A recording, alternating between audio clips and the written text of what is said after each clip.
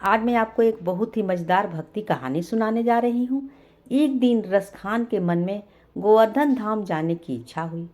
तुरंत ही चल दिया। वहाँ पहुँचने पर बड़े प्रसन्नचित्त से नाथ जी के दर्शन के लिए मंदिर में प्रवेश के लिए घुसने लगे।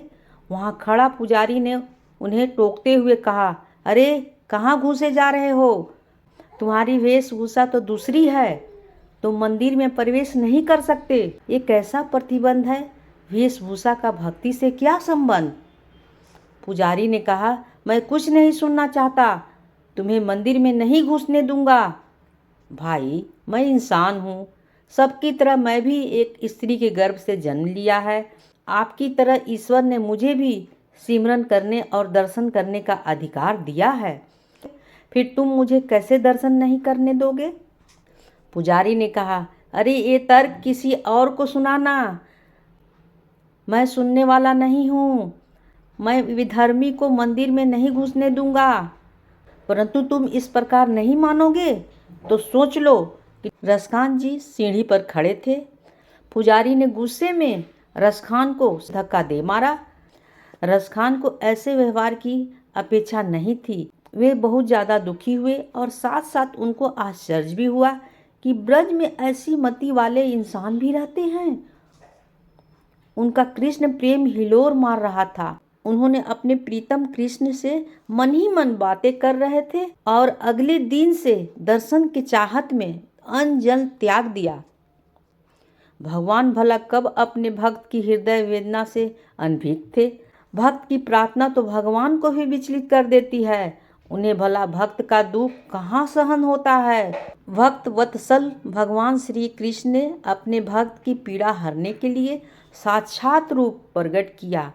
पुजारी के दुर्व्यवहार की क्षमा मांगी और गोसाई विठल नाथ जी के पास जाने को आदेश दिया। अपने प्रीतम प्रभु का आदेश पाकर रसखान गोसाई जी के पास तुरंत पहुँचे। गोसाई जी ने उन्हें गोविंद कुंड में स्नान कराया, दीक्षित किया।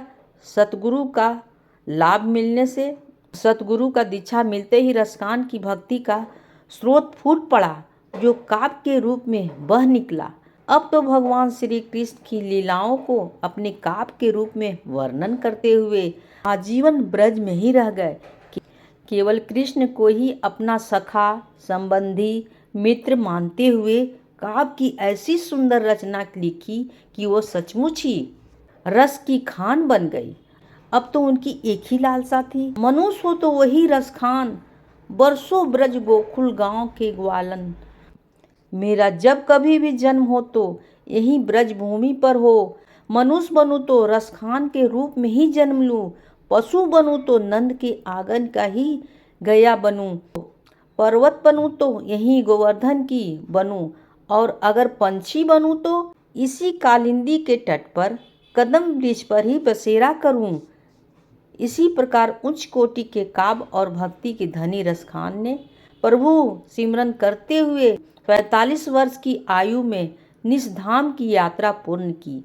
एक अद्भुत घटना घटी, वो ये कि जिनके दर्शन के लिए अनेकों योगी, सिद्ध पुरुष, परम भक्त आदि जन तरसा करते हैं।